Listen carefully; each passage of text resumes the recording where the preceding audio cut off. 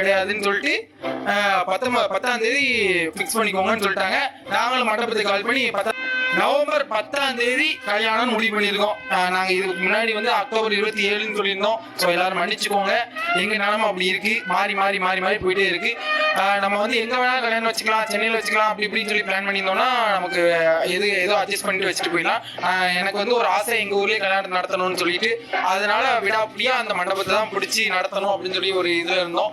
அதுலேயும் இந்த சுக்கிரன், அந்த புதன் இவங்கெல்லாம் இருக்காங்களா, அங்கங்கன்னு வேடி இப்படி ஒரு மாதிரி கோளாறு கொடுத்து ஒரு டேட்டை கொடுத்துருக்காங்க. இந்த டேட்டை நவம்பர் 10ஆம் தேதி இப்போ ஃபைனலாக முடிவு பண்ணியிருக்கோம். ஸோ 10ஆம் தேதி எங்களுக்கு கல்யாணம். எல்லாருமே உங்களோட ஆசீர்வாதத்தை தயவு செஞ்சு கொடுத்துருங்க. டிக்டாக்ல நமக்கு ரொம்ப பிடிச்ச பர்சன் யாருன்னு பார்த்தீங்கன்னா மணி ப்ரோ.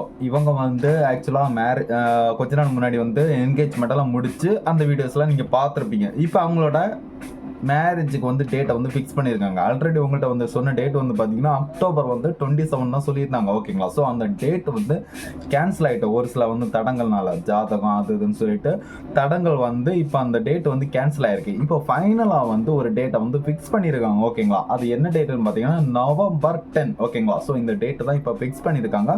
ஸோ இந்த டேட்டில் வந்து அவங்களுக்கு எப்படியாவது மேரேஜ் நடக்கணும், எந்த தடங்களும் வரக்கூடாதுன்னு சொல்லிட்டு ப்ரேயர் பண்ணிக்கோங்க அப்படின்னு சொல்லிட்டு அவங்க கேட்டிருந்தாங்க. ஸோ அந்த வீடியோ தான் இப்போ செம்ம வேறலாம் போயிட்டு இருக்கு. ஸோ எப்படியே அவங்களுக்கு ஃபைனலா மணி தானா அவங்களுக்கு ஃபைனலா மேரேஜ் நடக்க போதும். ஸோ யாரெல்லாம் ஹாப்பியா இருக்குன்னு சொல்லிட்டு நீங்க கமெண்ட்ஸ்ல சொல்லுங்களேன்.